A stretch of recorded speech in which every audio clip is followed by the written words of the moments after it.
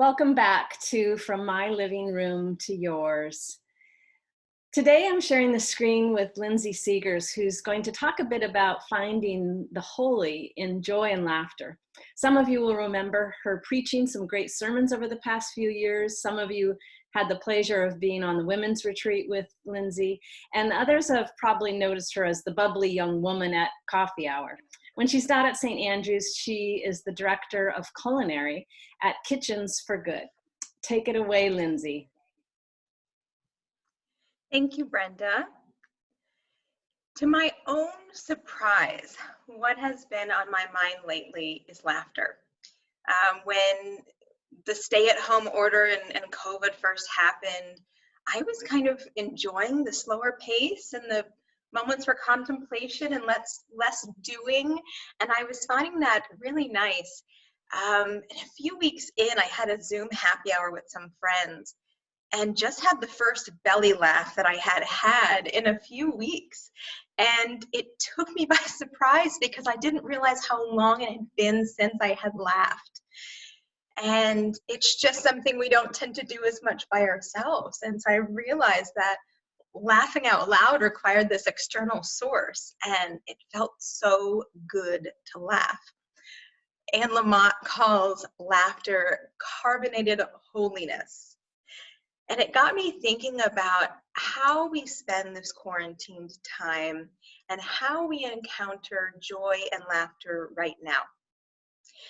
But before I get to the how, I want to note that I'm not suggesting this naive joy, finding entertainment as a way to numb or withdraw the reality of pain and death and isolation that we're in.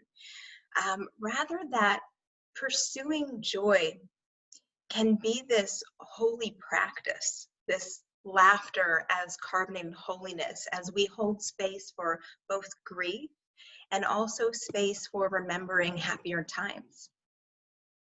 Now, perhaps like me, you've had a lot of time on your hands and tried to watch a bunch of TV shows and movies and find that disappointment that it just lacks this spark that we're aching for. And I was really reflecting on how do I access joy. And for me, it's these return to these moments that we had in childhood of contentment and simplicity and wonder and discovery. And for me, that's vibrant colors like a box of new crayons. It's that tactile playing with yarn or paper. It's entering new worlds through the magic of stories. And this approach to quarantined life is anti-mastering the art of cooking. It is anti-mastering the art of cleaning, the art of organizing and accomplishing, because after all, we are human beings, not human doings. Encountering wonder and creating things with joy, it means releasing this inclination that I know I have towards perfection and refinement.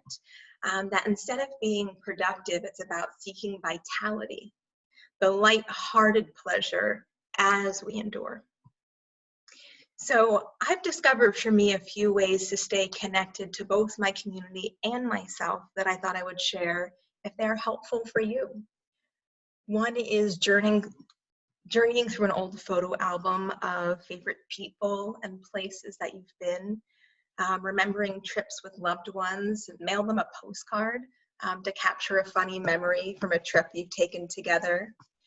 I've also discovered walking tours on YouTube, and you can just go to youtube.com and you can type walking tour of Amsterdam or Paris or wherever it is that you really wish you were right now. And sometimes these videos are hilariously awful, and so that provides a whole different kind of entertainment you might not be expecting, but a lot of them are really fantastic. You can also recreate a dish from childhood. I made homemade pierogies recently that reminded me of my Grammy. I made a special pasta dish that reminded me of Italy. You can listen to music that you discovered as a teenager that made you feel alive. There's this, Mark Maron said that the music we discovered as teenagers is the music that will always be the most significant to us. And I have been dancing in my living room when nobody's around.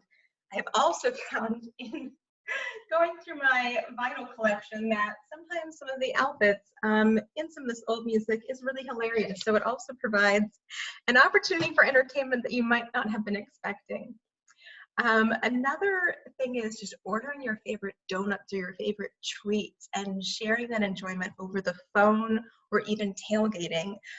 Yesterday we went to the St. Andrews parking lot and had donuts from Lucadia Donut Shop with Father Richard and Maura. And I cannot plug Lucadia Donut Shop enough. It's this little cash-only spot. It's amazing. Donuts with sprinkles make everything better. So even just finding little ways to stay social distance and visit with friends, you can get creative and not have to wait till the fall to see some people's faces. It's really lovely. I also recommend reading a book that made you fall in love with reading. Maybe it's something you read in high school that you were dreading, and by the time you got to the end of it, it changed your life, and it's just been on your bookcase for decades now. Even coloring and crafting. I'm playing with new crafts and new skills that are only enhanced by imperfection. I have never tried to sew before, and it's not great, but just kind of going in with the not trying to perfect it has been a way to just enjoy the process and just the rhythm of crafting. I know that talking of fun during a sad time can seem like that we're ignoring pain and loss. So rather than seeking distraction, our intent becomes connection to our true selves and to one another. I encourage you to consider your own pursuit of laughter and joy as we connect more deeply with yourself, to those you love, and to those who love you. Peace and joy to you all, St. Andrews family. Wow, thank you, Lindsey. Obviously, I had the right intuition when I asked you to talk with us today. I'm so pleased with everything you shared and the way you were willing to open your heart, because I know you have a busy life. I hope the rest of you enjoyed this as much as I have. And until next time, go with good courage and fear not, because God is with you.